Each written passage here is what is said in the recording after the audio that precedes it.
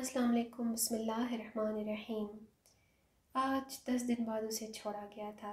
काश आज उसे छोड़ने की बजाय मार दिया गया होता तो उसके लिए आसान होता, क्योंकि जिस मुल्क के मुनसिफ के घर इंसाफ नहीं, जिस मुल्क की मस्जिदों में लोगों पर शैतान गालिब आ जाता है, जिस मुल्क की कब्र में पड़ी बच्चियों की इज़्ज़त महफूज ना हो, जिस मुल्क की आवाम के हलक से नवाला छीन कर महल्लात बनाए जाते हों, जिस मुल्क में कानून का ताकतवरों की दाश्ता हो, जिस मुल्क में कानून के रखवाले आवाम की इज़्ज़तें नोचते हों, वहाँ किसी से हमदर्दी की तवक्को रखना दरकिनार, किसी से बात कर लेना भी गनीमत है। मगर शायद उसने किला इस्लाम समझे जाने वाले इस मुल्क को वाकई ही इस्लामी मुल्क समझ लिया था। शायद उसने आज के हुक्मरानों को खुलफा का दौर समझ लिया था। इसीलिए जब भूख से बिलखते तड़पते बच्चों को देख ना पाई तो एक माँ होने की हैसियत से ममता ने उसे घर से निकलने और भीख मांगने पर मजबूर कर दिया। उसका नाम जोहा हदीद था। नाज व नाम में पली हुई वालिदैन की इकलौती औलाद थी। जब तक वालिदैन का साया सर पर रहा, उसे ये दुनिया अपने लिए किसी जन्नत से कम न महसूस होती थी। वो जब भी सुनती थी कि किसी लड़की की इज़्ज़त पामाल हो गई, किसी शख्स का माल असबाब लुट गया, किसी इंसान की बिला वजह जान ले ली गई, तो वो उन सब बातों को महज झूठ समझती थी। उसे लगता था लोग ये सब कुछ अपनी तरफ मुतवज्जा करने के लिए कहते हैं। उसके पास बैठकर अगर कोई अपना दुखड़ा सुनाता था तो वो उसे एहसास कमतरी का शिकार कहती थी।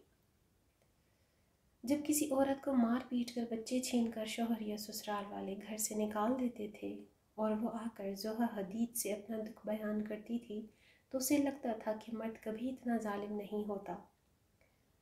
बस औरतें घर में अपना राज कायम करने के लिए ये सब तमाशे करती हैं। उसके वालिदैन अक्सर उसे समझाते थे, जिस मुआशरे में हम रह रहे हैं वो मुकम्मल तौर पर उसके बरक्स है।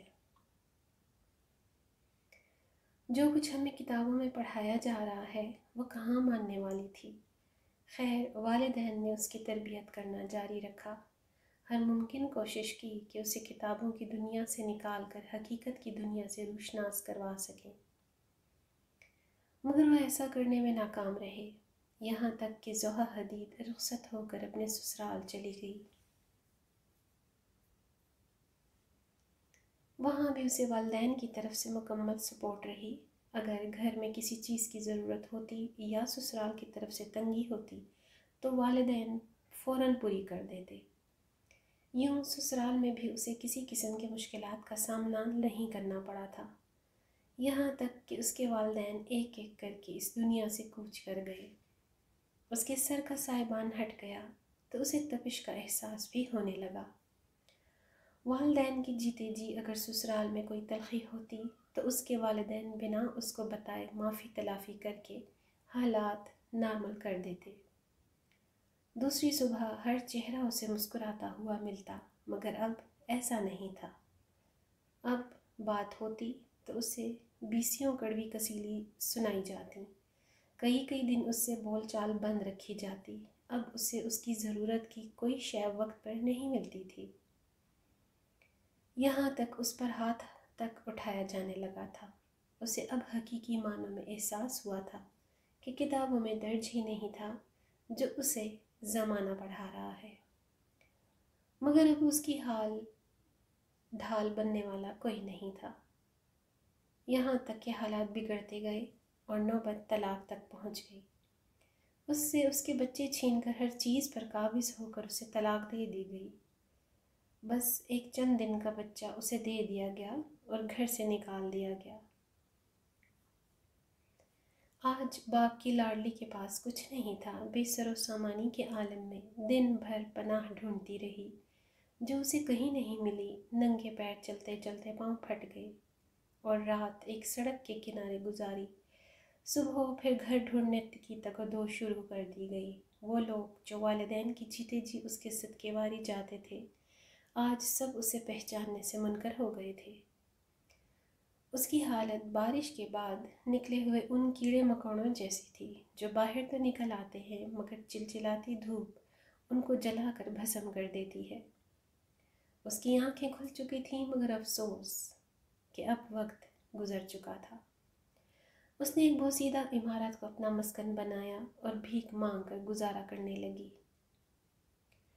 مگر شاید حالات کی شدت کا اندازہ ابھی اور ہونا تھا۔ اسے بھیک مانگتے ہوئے اغوا کر لیا گیا، 10 دن تک قید رکھ کر جنسی ہوس کا نشانہ بنایا گیا، اور جب 10 دن بعد اسے چھوڑا گیا تو وہ سب کچھ گنوا چکی تھی، عزت بھی، رشتے بھی، اور جینے کی وجہ بھی۔ اس نے جس بوسیدہ عمارت میں پناہ لے رکھی تھی، جہاں معصوم بچے کو چھوڑ کر بھیک مانگنے جاتی تھی، وہاں 10 دن تک نہ جا سکنے کی وجہ سے بچہ بھوک افلاس سے مر چکا تھا۔ گوشت تو گوشت، آدھے زائد ہڈیاں تک آوارہ کتے چبا چکے تھے۔ جینے کی ہر وجہ ختم ہو چکی تھی۔ ملک کے نظام عدل سے انصاف کی کوئی توقع نہیں تھی۔ وہ والدین کی قبروں پر بیٹھی سوچ رہی تھی کہ بابل کے آنگن کی زندگی کتنی آسان ہے اور دنیا کے ساتھ گزارا کتنا مشکل۔ ویڈیو پسند آئے تو لائک شیئر کرنا نہ بھولیے گا۔ مزید ایسی سبق آموز ویڈیوز کے لیے چینل کو لائک، شیئر اور سبسکرائب کیجیے۔ اگلی ویڈیو تک اللہ حافظ۔